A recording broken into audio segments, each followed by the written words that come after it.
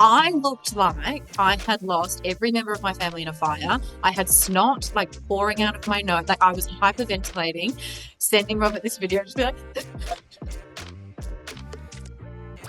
I think that has been one of my biggest strengths throughout my career and has probably seen me like rise really quickly. I've just always been me, and in a newsroom, sometimes that is definitely looked down upon. I remember I had people in my DMs be like, am I in it?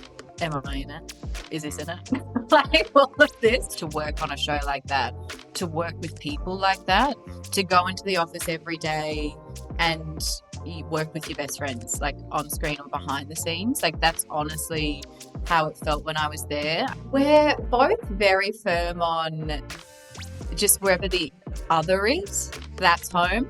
So we don't see home so much as a physical location or a city or a place. It's really just whenever we're together. Georgie Tunny, welcome to the Stella Podcast. Thank you so much. Thank you so much for having me. Thank you for being here. First time you and I are sitting down chatting in this sort of environment. And look, what a way to have one of our first episodes of 2026, because Georgie, you have very much kicked off the year with the bang. First of all, happy birthday for yesterday. Thank you so much. Turned 35, so you're still a very, very young woman. But of course, you've also started the year professionally on a big high note. You have taken over from Chris Bath as the host of 10 News Weekend. Did you see yourself in this news anchor essentially running a newsroom at the very young age of 35? I love that you are still calling me a young woman. Thank you very, very much. That means a lot to me right now because I feel like when I turned 30, I had absolutely no qualms about it. I was like, oh, yeah, that's fine. No worries. That's all good. 35 feels different to me. And I don't know why. I'm hoping it's a positive thing, but maybe it's just because I'm entering this new life, like this new transition of life, maybe. And there's a lot of new things and a lot of new projects that I'm really excited about for this year. So maybe there's just this apprehension with the year. That's what I'm talking. I'm hoping that it's like a positive apprehension, not like, oh my God, my life is nearly over. Like I hope it's not that. I hope it's not that. But I think if you had told like 7-year-old me who dreamt of becoming a sports reporter, like all I wanted to do was follow around the Brisbane Broncos because I was a Brizzy girl and I just wanted to follow around the Brisbane Broncos and report on the Olympics. And the thought of being an anchor with my own bulletin, you know, as you say, it's leading a newsroom.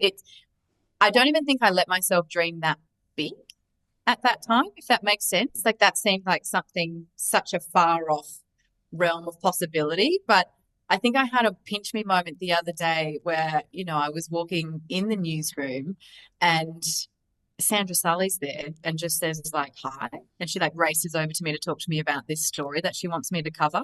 And I was like, what is my life? Like, what's my life? How did this happen? How did this happen? So I'm just genuinely really excited. I'm really excited for this year. As you say, there's a lot going on for you. No wonder that you do feel like that you are entering a new chapter or era, as your icon Taylor Swift would say. Thank you. At this point in your life, birthday or not, because you and your fiance Rob Mills have recently relocated from Melbourne to Sydney. Georgie, as you just said, you're a Brisbane girl, but you have worked in Melbourne for many, many years. What feels like home for you? What feels like home for Rob? Because you both travel so much for work. We're both very firm on just wherever the other is, that's home. So we don't see home so much as a physical location or a city or a place. It's really just whenever we're together, I'm like, oh, okay, I can relax now. Or, oh, okay, this is great. I can exhale. And it's like if he's been traveling or if I've been traveling or we've been living interstate, which we've done for a lot of our, oh my God, we've been together 7 years now. So we've done for a lot of our relationship. It's always that moment where we're like, oh, my person's back. Oh, thank goodness. And it doesn't quite matter where we are. However, in saying all of that, I do still refer to Brisbane as home because my family's there. I feel like Sydney in our new place, we're living near the water. I feel like that feels the most like home though, that I I've had in a few years. I loved Melbourne and I loved my time there, but I think there's just something about being by the ocean if you can be by the ocean. And I've still got friends there from when I was a little baby cadet. And maybe that's part of it too. Like I first moved to Sydney straight out of uni. I was a cadet with the ABC for 4 years before moving, well, for a year, and then I was working there as a presenter before I moved to Melbourne. And maybe there's that nice little synergy or tie in that everything has kind of come back to where it started. And now I'm, you know, have this incredible new job, but I'm back in the city that sort of started it all, if that makes sense. So I guess Robert is home. Sydney's home for now. Brisbane is like my forever space that well, it will always have my heart. I love that. I love how you said that. Also, home is wherever the two of you are. I mean, Mm. it's romantic in the most genuine and sincerest use Oh, of the we're so word, I cute. think. Yuck. You are cute, though. You are. Also, Georgie, just thinking back to the fact that this role as a news anchor seemed so elusive when you were growing up, and that you'd be walking around the newsroom and go, "Oh, Sandra Sully's run over to say hi to me. Hi, Sandra." Also, the fact that news has changed so much. And for younger generations, the generations coming up, your generation, we have seen such, obviously, a change in how news is distributed and how it's consumed by people. So, how do you bring that approach to working in a traditional newsroom, in that it's broadcast media, it's one of the main networks in the country, free to air, but obviously also catering for knowing that you have your audience and consuming the content wherever they will find it, from TikTok through to social media on their devices, all the usual things that we've been talking about for a few years now. But I remember like one of my first journalism lectures, they were like, okay, well, newspapers are dead, guys, and the industry's dead. So, like, good luck. Yeah. And I was like, Yay, guys, this out you is de- go. this is day one. Like, what? And now I'm like, people who are studying it now, I just think, what on earth are they saying? Because it's like the death of journalism and news and the news industry and newsrooms has been like prophesized for decades now, it feels like. And yet, still here, I actually think they're more important than ever. And I mean that in a traditional newsroom sense. I think that trust is more important than ever. And so having that, um, still having that space of a traditional newsroom with those resources, be it as they are ever dwindling, is really important. So you can kind of sort through, for want of a better phrase, the fake news from the truth and the facts and everything that's going on in between. And saying all of that, I mean, I also consume a lot of my news content and my information on my phone. Like that's just how it is. That'll be a challenge this year, is striking the balance of having the traditional 5 p.m. news bulletin that people can tune into on their free to air, but then also making sure that the content itself is available wherever, because the thirst for content is it, as insatiable as it's ever been. Probably more, I'd say. It's just how people are actually getting that. So I'm still buoyed that newsrooms exist. I think that they're so important to the fabric of a functioning society. Um, and I'm excited to be a part of it this year. I love that answer, and a thread, I think, through your career, Georgie, as I would observe it, has actually been that commitment to news. And you've always worked in different environments that have been updated and new and innovative ways of distributing the news. That's so nice of you to say, because I feel like I don't know. I'm such a news nerd, and this is, probably I think that everyone consumes news the same way as me, but that's not the case. Like news is my white noise. Like I'll get home and I'll put on the television. Do you know what I mean? And it will have I'll just be flipping between all of the different news channels, and it's just always on in the background, and I'm always like figuring out what's going on. So it's always just there. I guess other people, I don't know, meditate. So maybe I should look into that. But I've just got, instead of Enya, it's like the Channel 10 theme song, like, Georgie, of course, as well as working on 10 News Weekend hosting that, you've been part of 10 News Plus, which Yeah. is the weeknight news program that actually replaced the project. So are you still going to be part of that? And then does this mean are there any days of the week? Because we know that you're working Saturday, Sunday, so you're getting any weekdays off. Yes, yes. So I am still going to be working with 10 News Plus, and I love that team. They're so much fun. So I work for them 2 days at this stage. So I'll do my 2 weekend days, and then I'll work another couple of days with 10 News Plus, or kind of slot in wherever 10 News may need me. I'm really excited that hopefully there might be more opportunities in 10 Sport as well with some of the broadcast there, because that is my first love. And then I will have some days off so that I can follow other creative pursuits, because while I do, as you have rightfully pointed out, adore news, will always love news. It is like the cornerstone of everything that I do and am interested in. What's kind of got my brain ticking again is like having the space to just be creative. I think it started when I started working in podcasts, actually. So whether that be my sports podcast that I have with my girlfriend Abby Gelmy, or my Taylor Swift podcast that I have with my girlfriend KP, I mean, those are areas where it is just like being ultimate fangirls, but authoritative fangirls, if that makes sense. And it's brought such joy to my life outside of the news cycle, which can be, really harrowing. So to have those kind of outlets is super fun, and to be able to think about making content in different ways. And then also, I've been writing. So I've always written since I was a kid. Writing was my favorite subject in school. Like I'm when I say I'm a nerd, I mean I'm a nerd. Like I'm that person. So I will have a few days off during the week, which I intend to just completely throw myself into all these other creative avenues, whether that be writing, whether that be TV show pitches, whether that be different development ideas for podcasts, and just throw a whole bunch of ideas at any wall and see if anything catches. Well, you mentioned writing, so let me ask you about that, because your debut novel, I believe, is called Over to You, is coming out in June this year, and it's about three friends who all want to become Australia's next top news presenter. Ooh, Sounds nice. sound We should have sound. a reality show. We should, Sorry, you need to copyright that. well, you've got a couple of spare weekdays by the sounds of it, Georgie. So let's get that So happening. right. It's one of Australia's those ideas. next top news presenter.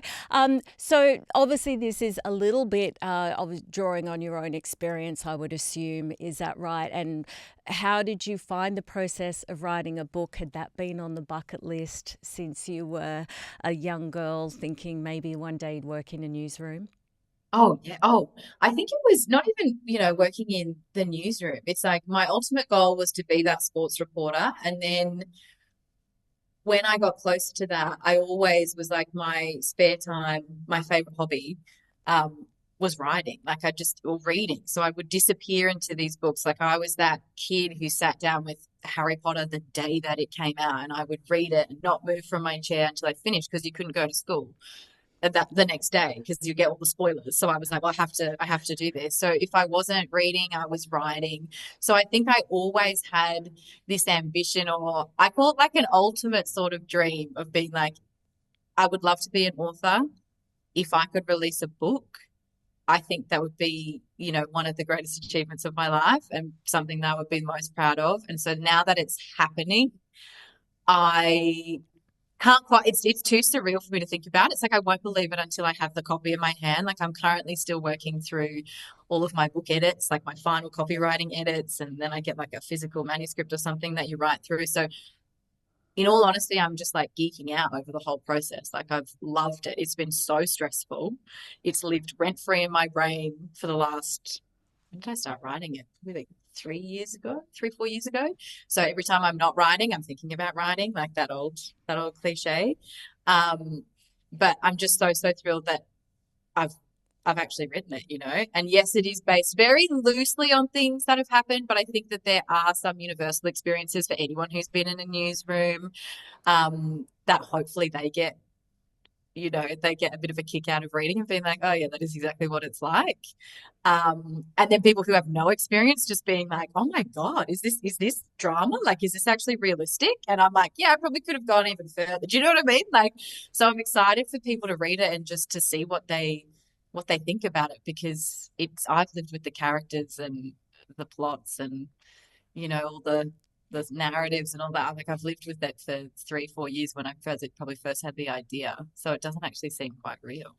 It is a really massive achievement. Seriously, congratulations. I'm just imagining that moment when you do the unboxing Oh and my you God, I'm get going to your be like the first most copy. hysterical person on earth. Like, I'll probably have to film because everything gets filmed these days. So me like actually like opening it, I'll just sob. There already is. People are always like, "Do you ever get nervous when people like see you on the internet, like how you are?" And in all honesty, no, because I don't think I can be anyone other than myself. And I think that that has been one of my biggest strengths throughout my career, and has probably seen me like rise really quickly because I've just always been me. And in a newsroom, sometimes that is definitely looked down upon, I would say, because you have to be the authority and you have to be this and you have to be that. But I'm just me, and everyone, it seems to, relate to that, and it works.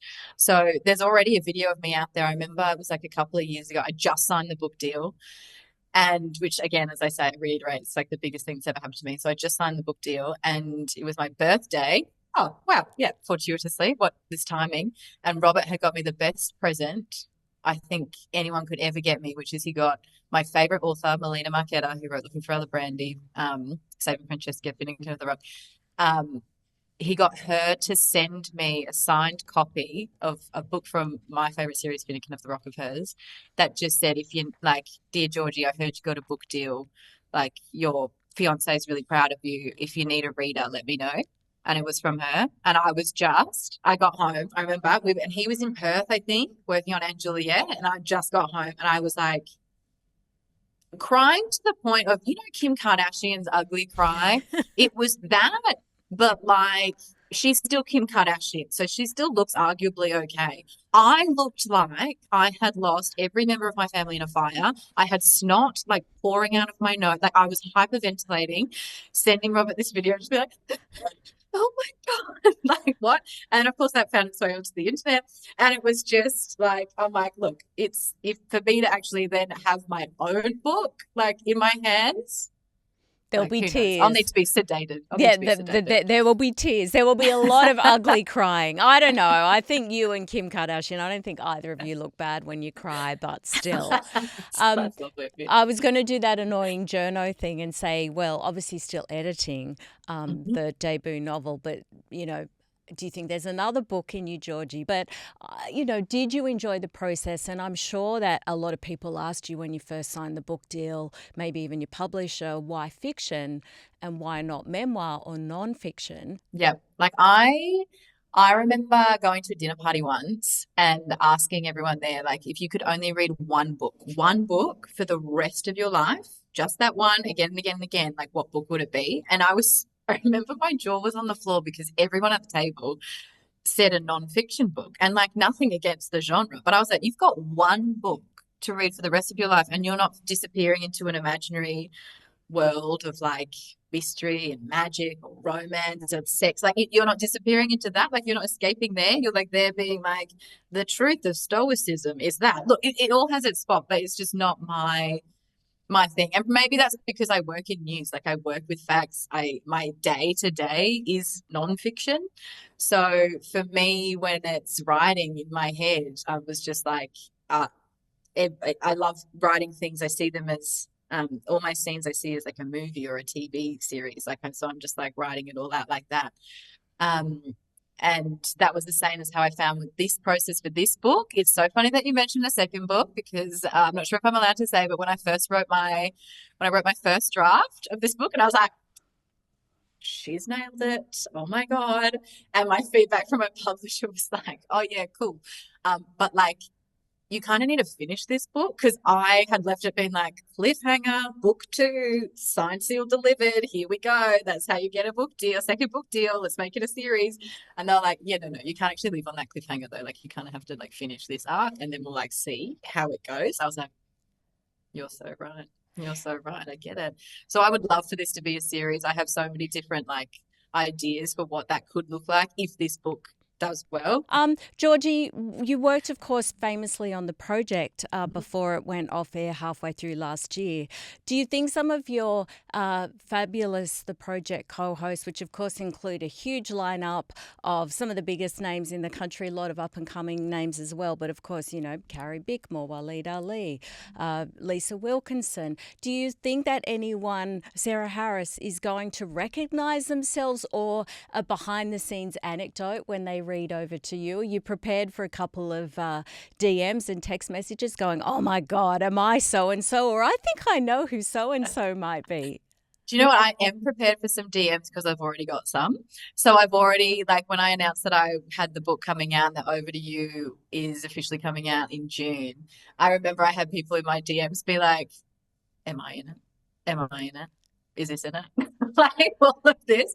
And in complete honesty, there are parts of the book that is like, different stories that have happened or, things that are based on things that I've gone through.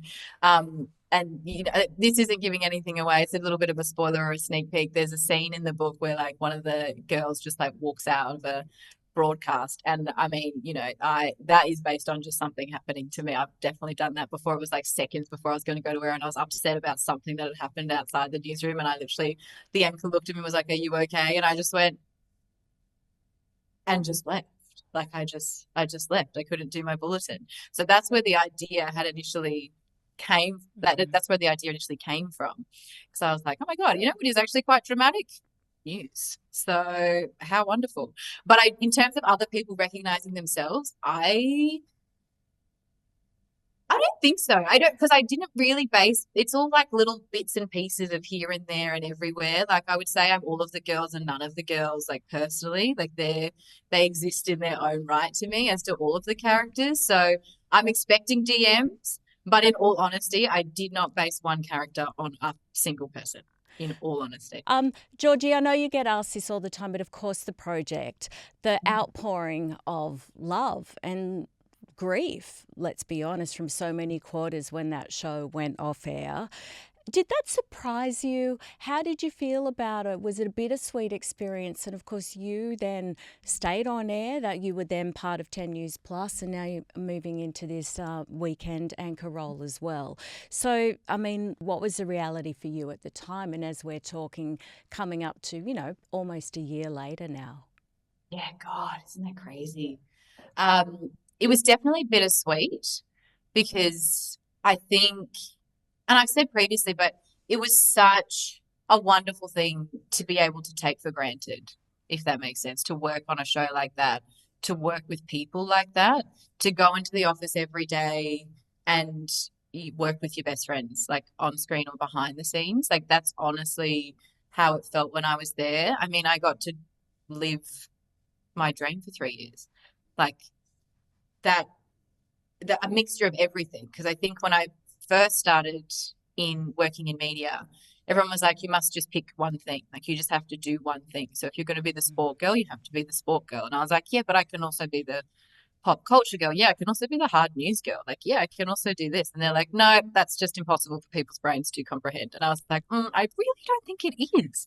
And then there was a show that was like The Project. And I was like, if I could ever work on that, that's amazing. And I got to do that before 35. And I think that when that finished, it was such a huge sense of loss that I probably didn't let myself feel at the time of it. I was so conscious of the audience feeling it and letting them go through that and them say goodbye to this thing that had been in their lives for, you know, nearly 20 years. It doesn't happen.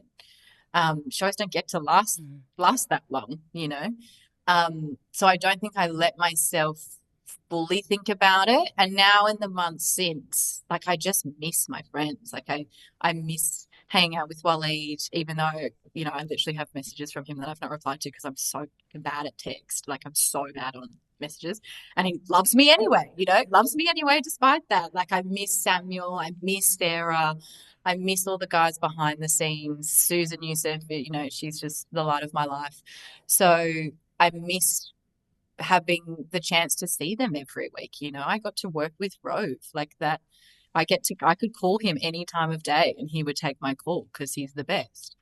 So yeah, I think I'm still probably processing it, to be honest. It honestly, the most it's hit me since that last show where I was the only one that bloody cried. I was like, God, guys. Well, he got like it's slightly emotional, and I was there like just sobbing.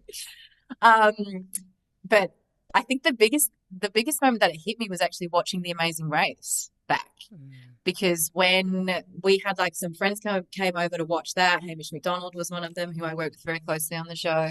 We watched the finale together at the end of last year, and we'd shot it in March 2025. So like I kept like looking at me and I was like, oh, she didn't know, you know? Yeah. And so we're watching this and I remember being on the race and everyone was like, can't wait to be on the project to like talk to you about like what's gone on, like all of our experiences. Like the sassy boys are like, see you in the studio. Feb's like, can't wait to have you on the radio. Like, we're gonna all like catch up on the project. And then for that to not exist and we're like watching it all play out, I was like, oh, it was very different. I was like, even though it was only like 4 months or so, like after the show ended, I was like, I'm a different person again. Like I'm completely different than who that girl was. Um, so yeah, I think it's still pretty raw. But in saying that, still being with 10 and still having 10 support has been, so wonderful to have that like throughout the whole process. And working on the new show with a new team, like they're also great. Like they're really, really wonderful people who are just trying to do the best job that they can. And I'm enjoying getting to know them more too. So I hope that, it's always going to be this wonderful part of my life, but I definitely miss it. With 10 News Plus, like the project before it, everyone on the internet has an opinion. Oh, You yeah. and I both know, we don't need to work in media to know this, that people tend to be a lot more forthcoming with their unkind, unsolicited opinions than with nice things in life. So the project always came in for all of this disproportionate, in my view, amount of criticism. And then, of course, when it went off air, everyone was like, oh, what, where did you go? Was it something we said? Yeah, it was something Yeah. that you said. And then, of course, 10 News Plus came in, and all of a sudden everyone is like, blah, blah, blah, blah, blah, same sort of thing. So for you, as you say, working with a new team that have come in there, what's your observation been of that? And of you, I mean, I realise that you're working with some extremely experienced people on 10 News Plus, but again, for you that sort of withstood it, you're like, well, actually, you're really just hearing from the haters, believe me, because when things go away, you suddenly find out that might have been a very vocal minority. In all honesty, 100%. Like I think what I've learned is that everyone needs a punching bag and the punches hit hardest early. So I think that when the project finished and there was such this outpouring of grief and love for the show, I was like, I remember all of us would like, look around and be like, guys, where were you? Like, where were you like the last like 4 months when speculation got like all crazy? It's like, where'd you come from? Where'd you come from? Because I'm pretty sure like you just wrote the other day that you hated us. So I'm like, that's wild.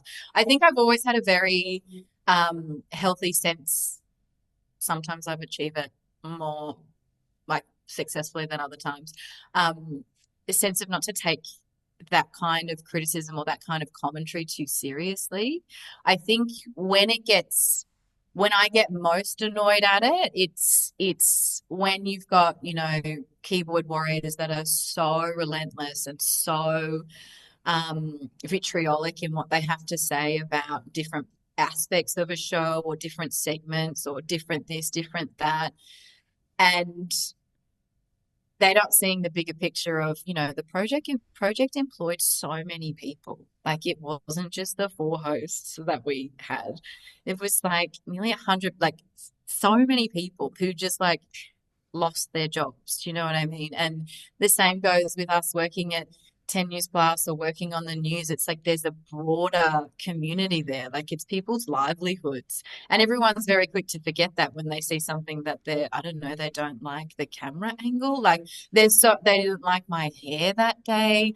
I mean, I remember when I was at the ABC, I used to get targeted with messages being just like, oh, Georgie Tunny is, she is what's my favorite one? It was like, she represents everything that's wrong with the ABC. And I was like, oh my God, to think that I have that kind of power over someone's day. Like I'm, you know, 24 just trying to like have a chat about the Broncos. Like it's wild that that has had such an effect on you. But I think that yeah, it's one of those constant reminders that if I get too in it and I get too stuck in all of the not so nice things that are said on the internet, like I just have to go outside and touch grass and breathe. But Like, and hope that the people who are writing those things do too, because yeah, it doesn't they don't see the people. I think people are very quick to forget people in those situations and what it's like to be human. it's so true. And I think when something like The Project, which was such a big story when that show went off air, rightfully then a lot of people were saying, this is how many people have been impacted by this. This is how many people whose names and faces you will never know but work so hard. And obviously, thankfully, as you and I both know, not all of those people lost their jobs. And I even Yeah. know anecdotally through working in media and having worked on the show a few times that a lot of those great people have since been snapped up elsewhere.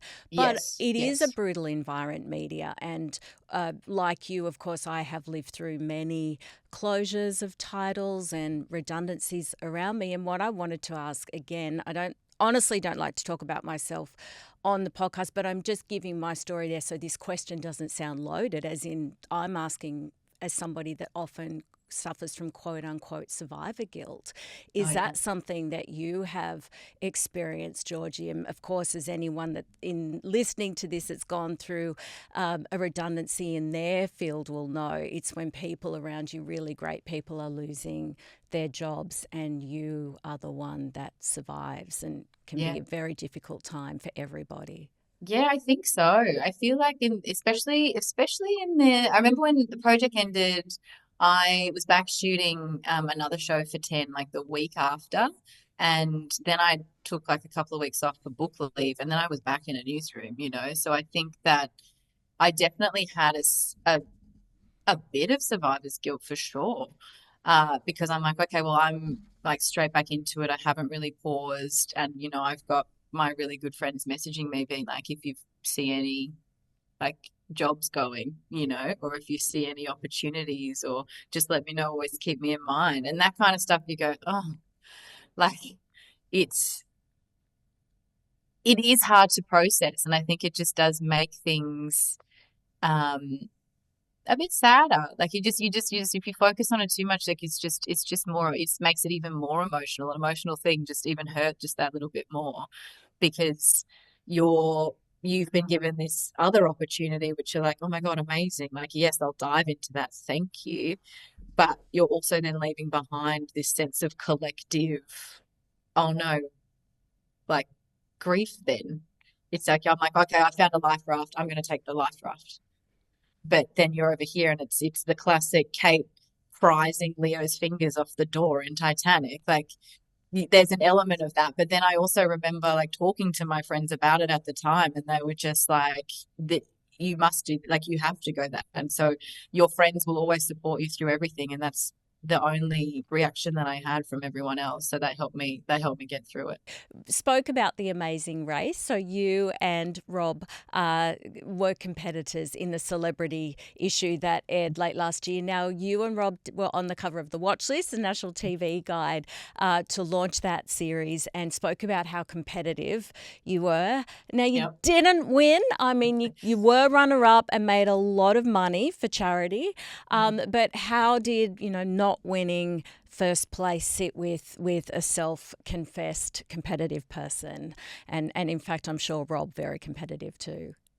I think I only didn't sleep for 3 days afterwards, So nothing to see here. No ugly crying, no snot. which for me that's not bad. I was like, that's a win. That's a win. It's only taken over my every thought, every second of every single day for 3 days. So that's okay.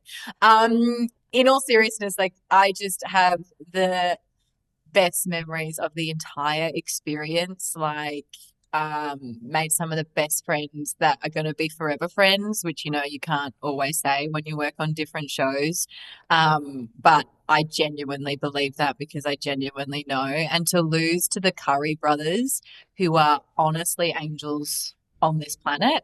I mean, if we weren't, and I love Asian Scott as well, but I'm like, if we had to lose, I'm glad that we lost to them because they're just so beautiful. Cuz Stephen is like the funniest person on earth, and Bernie is just so freaking capable at everything he does. So they were absolute joys to go through the experience with, and like behind the scenes, like I'm pretty sure they adopted Robert as an unofficial Curry brother because they'd just be there playing the guitar and singing to us. Like it was honestly so wonderful. But being the competitive freak that I am, yeah, not being able to figure out a puzzle too, which is my other favorite thing because I don't know if I've mentioned this, I'm a nerd. I didn't sleep for 3 days. I didn't sleep for 3 days, and then I had to have a serious talk to myself, just being like, okay, you actually can't change it though. Like you actually can't change it. It happened, and then I could start sleeping again.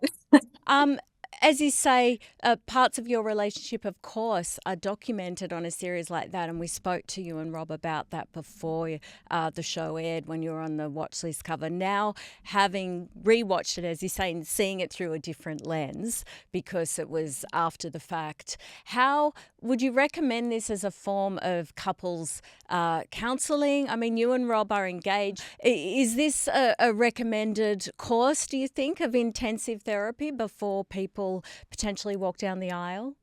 100%. 100%. All you need to know if they're the love of your life is to go on the Amazing Race and see if you can survive it.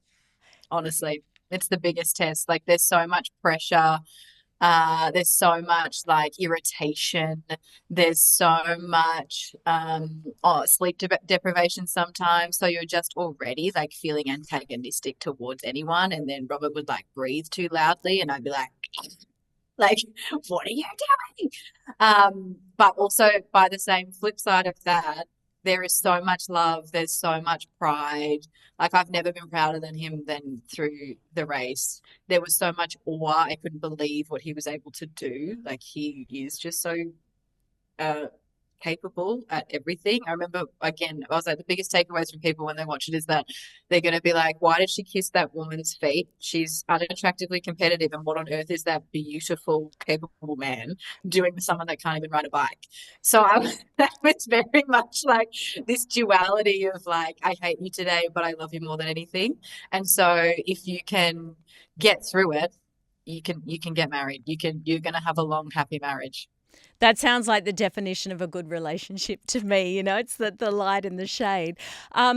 Two observations. One, I'm, of course, saying Rob, as in Rob Mills, how Australia knows him, and you're saying Robert. So it's weird. So Robert. I feel like I'm being overly familiar Oh no. the way I'm talking about your fiance. But why Robert then? And is that because, this is an interesting thing, I think, with couples. You know how we often shorten names of our loved ones as Yeah. a form of endearment. And if they're known to everyone as a bit of a shorter name, then sometimes we will elongate the name Yeah. for that sort of intimacy. Is that what's happened there with you calling him Yeah, Robert? it started really early. Like as soon as we started dating, I remember talking to my bestie, Jelmy, Abby Jelmy, and I remember saying to her, like we'd gone on one date, and I was just no, we'd gone on a few dates maybe, and I was just like talking about him, but I was calling him Millsy because that's how I knew him.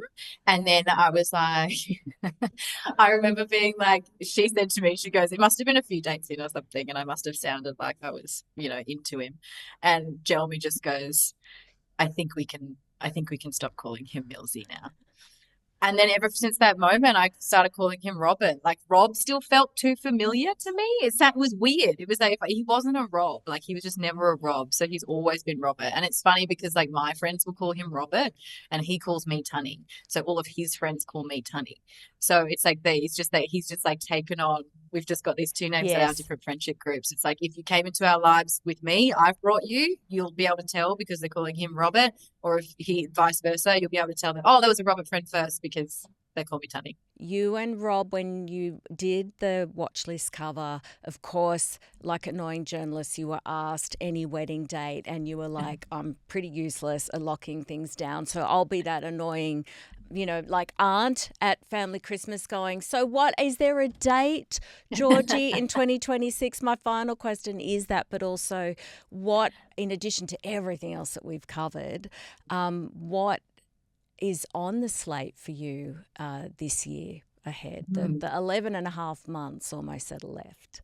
Yeah.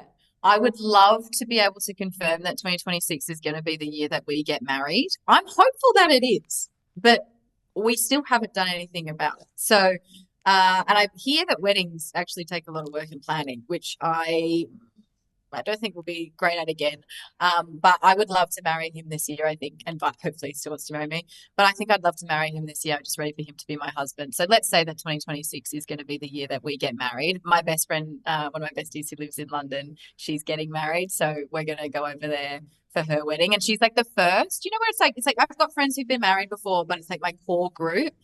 She's the first that's getting married, and I'm like, okay, she'll be and she was the last to get engaged, the first to get married, which is very her, but I'm like, that's just gonna snowball. And then my other girlfriend and I was like, okay, well, we'll get married too now. All right. So let's say yes, we're gonna get married this year.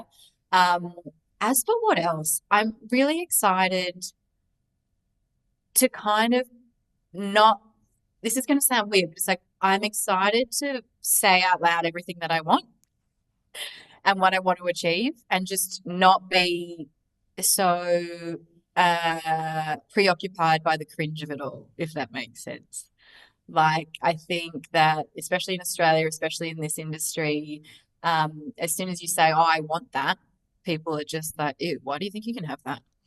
So I'm going to fight against my urge to always dampen that down, and just be like, I want to be the anchor of a weekend news program, tick. I want to be, working towards having my own show one day, whether that be a podcast or whether that be a talk show, tick. I want to keep working on my podcasts and keep spotlighting fangirls, because I think that if you belong to a fandom, you belong to a community. It's one of the greatest joys in life. And I also want to be more mindful of reconnecting with friends and family, because I am such a career person, and I won't go, speaking of cringy, I'm like, oh, I hate that. But I am. So I would love to actively carve out a little bit more time for the things that matter the most, which is the people I love. That sounds like an absolutely brilliant plan for the year, and I've got a bit to fit in. You got a bit to fit in. You do, but all extremely exciting, and really look forward to talking to you a bit more about all of that at another time, if you can fit that one in as well. Also, how wonderful if there's a couple of other big weddings, not only your dear friend and maybe you and Rob, but of course, Taylor Swift. Getting married this year, Georgie. Just saying, it's when all the fabulous people. She got engaged? I don't think so. I think she wanted to get married. She waited all this time for the year that we get married. She wanted to be a part of it. Yeah, she keeps an eye on your socials. So remember that next time you ugly cry. That Tay-Tay I always say she writes for me, so it would make sense if she's stalking me just as hard as I stalk her. Exactly. Georgie Tunny, it's been an absolute delight to talk to you. We will have a link to Georgie's Instagram in our show notes so you can follow everything she's doing. Of course, you can see her hosting 10 News Weekend on Saturdays and Sundays. Georgie, all the best for your jam-packed 2026. Thank you, Sarah. That was so much fun. Love you.